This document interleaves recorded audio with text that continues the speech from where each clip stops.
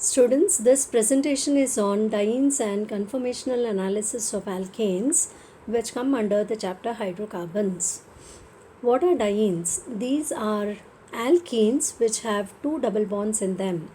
Therefore, they are also called as diolefins. Olefins means compounds containing double bond. Since there are two double bonds, they are called diolefins or dienes. They are also commonly or in general called alkadienes.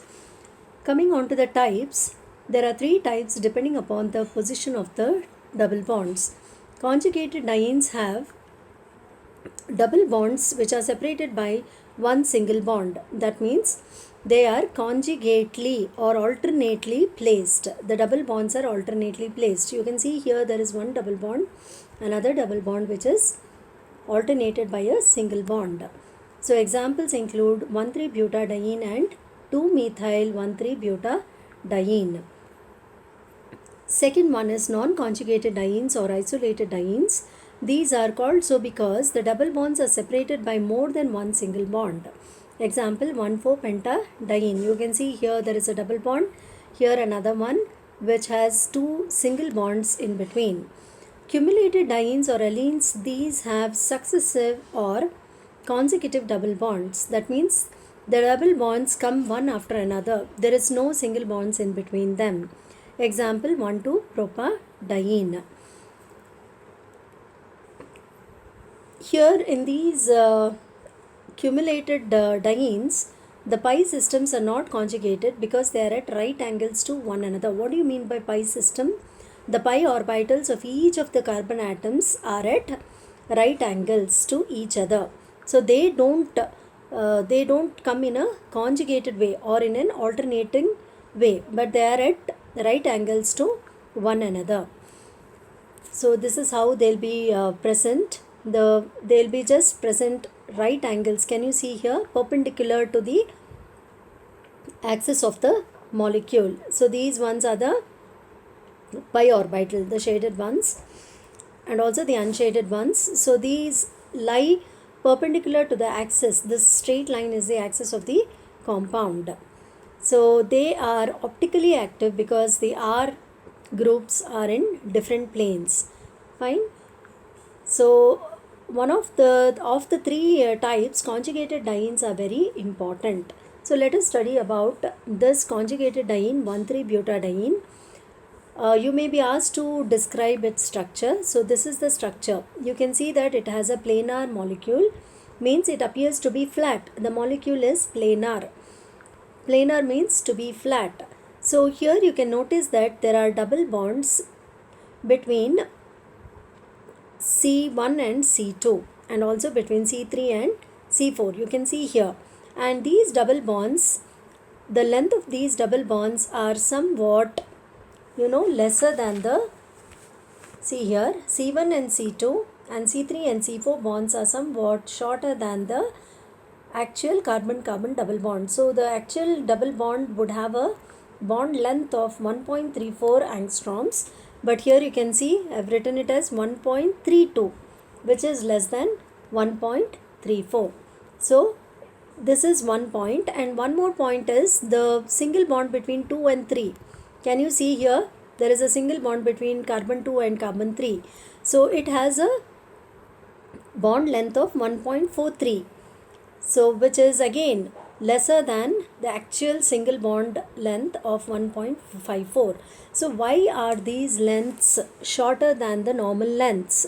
So this indicates that the compound is not a single structure, but it's a mixture of structures, and that mixture of structures is nothing but resonating forms. So it indicates that the presence of double bonds in the compound would cause resonating structures of the compound.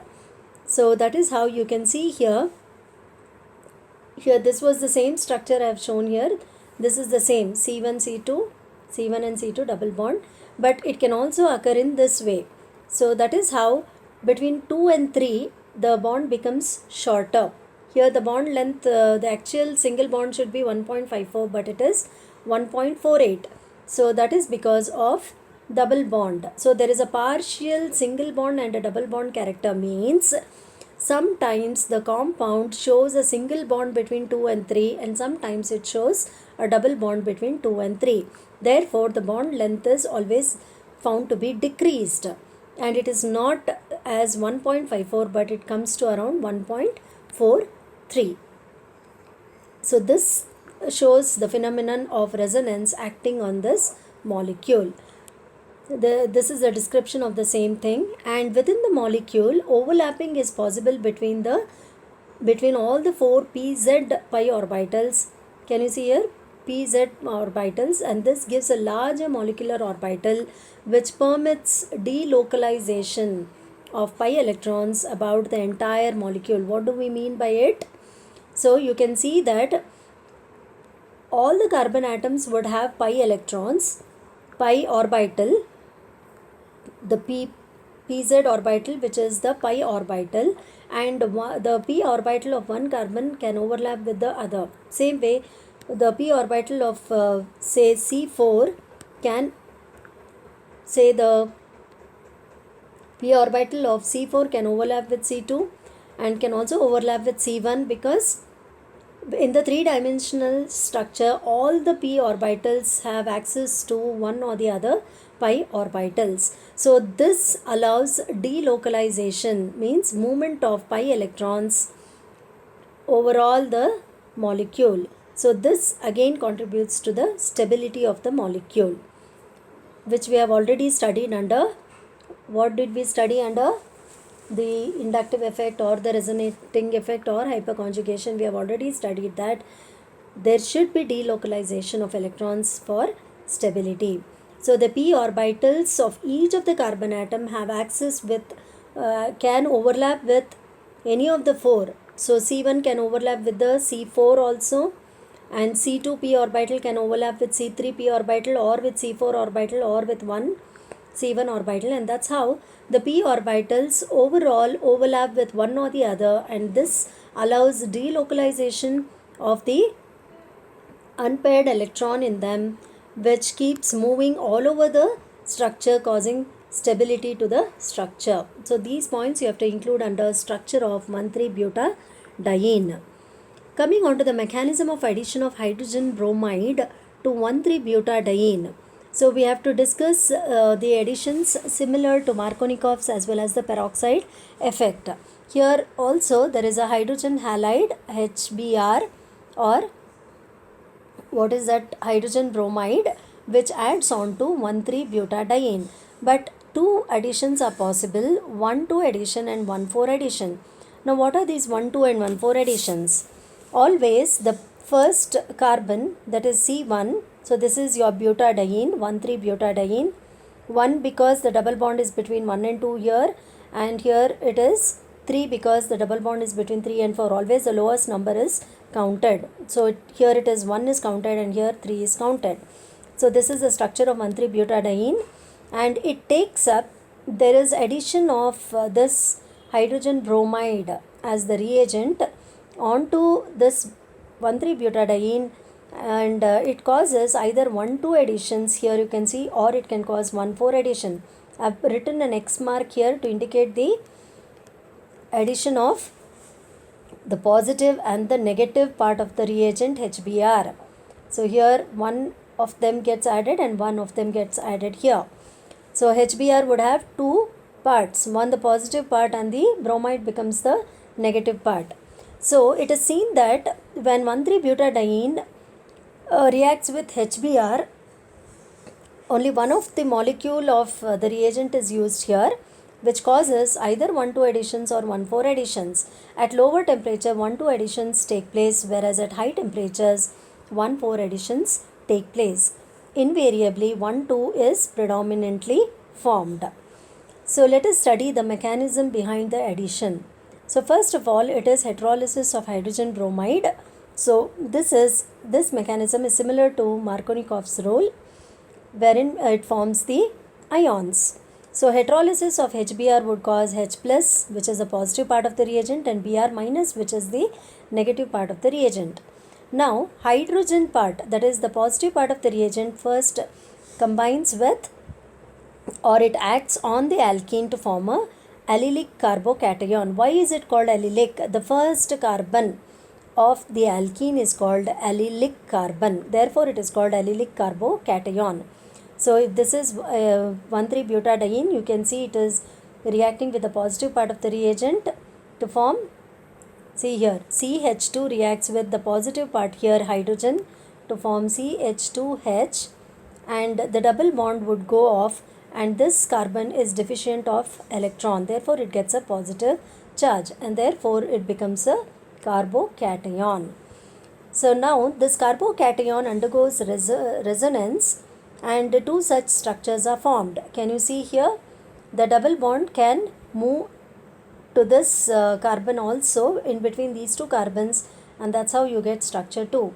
Together there will be resonance happening between these two structures 1 and 2, and you get the third structure, which is the resonance hybrid, wherein you can show double bond character between C2 and C3 and between C3 and C4.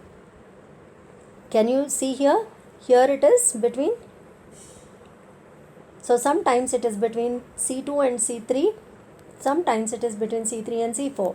Therefore, we write double bonds between all of these three carbon atoms, which is the resonance hybrid. Now, addition of the negative part of the reagent. So, the negative part of the reagent carries out a nucleophilic attack on this resonance stabilized hybrid butadiene to form two such products.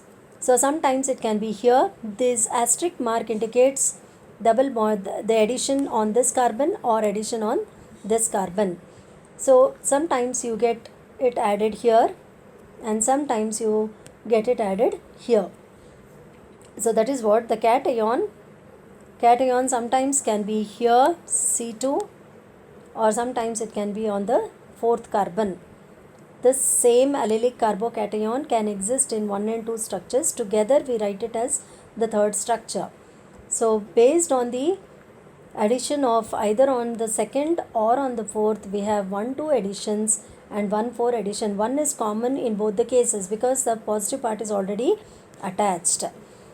And it is seen that at lower temperature of 193 Kelvin, we have major product as 1-2 addition, and only minor, about 20% of the product formed would be 1,4 addition. But I told you, as the temperature increases, 80% of the product form would be in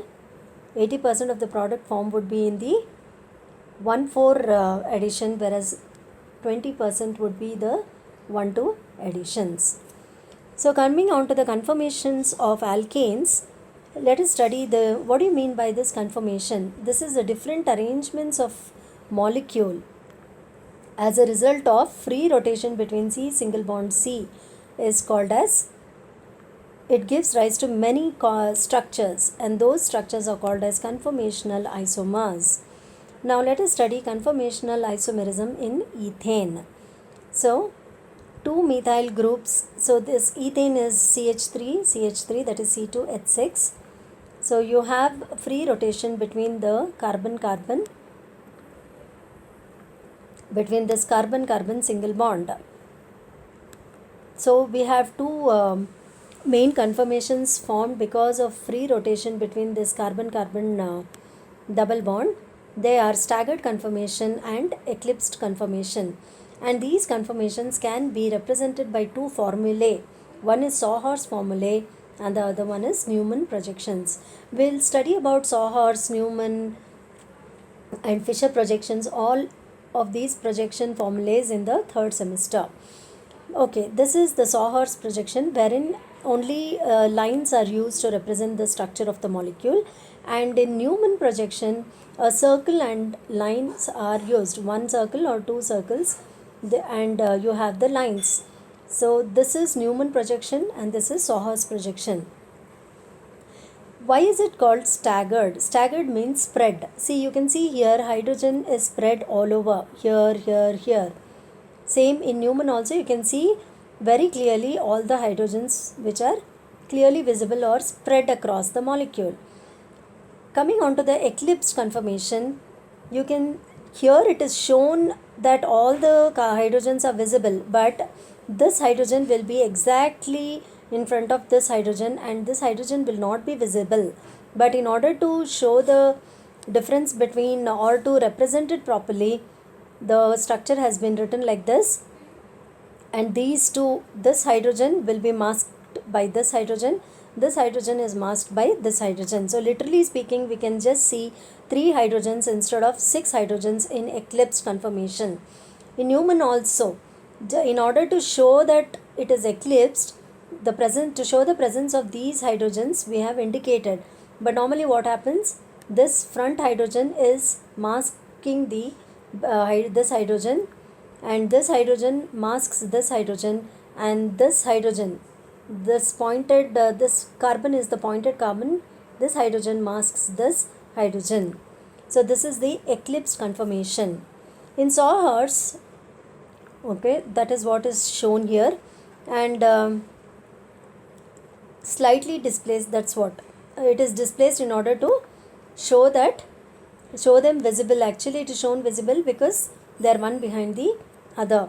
Staggered and eclipsed conformation of ethanes can be regarded as rotamers also, and they can be converted into one form or the other by rotation about C single bond C, and a rotation of 60 degree converts a staggered conformation into an eclipsed conformation, and vice versa. So at various degrees you can represent whether they appear as staggered or eclipsed. So it is again that eclipsed, in order to get eclipsed conformation, you have to spend an energy of 3 kilocals per mole, and is less stable than the staggered conformation because of the repulsion between hydrogen bonds. You can see that when they are in the eclipsed conformation, they are very close to each other. So the two groups being like groups, they repel. So they become more unstable. So staggered conformations are more stable than the eclipsed ones because of the repulsion between the hydrogen atoms. So this is what is given here. You can go through it. Coming on to the conformational analysis of butane, that is C4H10. Again, two types of conformations are shown, staggered and the eclipsed. Staggered conformation, based on the methyl groups are maximum distance apart. When the methyl groups are at maximum distance, then it is called anti-conformation. And when the methyl groups are closer, they are called as Gauche conformation. So in staggered, we have two other conformations in case of butane, which is not there in case of ethane, and they are anti-conformations and Gauche. Gauche when the methyl groups are close to each other, and anti when they are apart from each other. Fine, so you can see here, this is anti wherein they are apart from each other. Can you see the methyl groups are very far from each other? And this is of course eclipsed. Need not be the same groups here. Hydrogen would, behind this hydrogen you will have the CH3, but we have shown it here to indicate that it's the eclipsed conformation, or to make clear the groups, to clearly show the groups. They have been showed little bit outer than this hydrogen, otherwise CH3 would be exactly masked by this hydrogen. So Gauche when the methyl groups are close to each other. Can you see here, in anti they are very far to each other, but in Gauche they are a bit close to each other. Again in the Gauche you can have the eclipsed conformation. So the details have been again put up here on the slide. You will have to show these diagrams when you explain. Again 3 kilocals of energy for ethane to rotate from staggered to eclipsed, but here it takes 4 to 6 kilocals for butane from anti conformation to rotate from anti to Gauche, and therefore again anti would be, so the staggered conformations are always stable. So this completes hydrocarbon chapter, and we'll move on to solids. Thank you.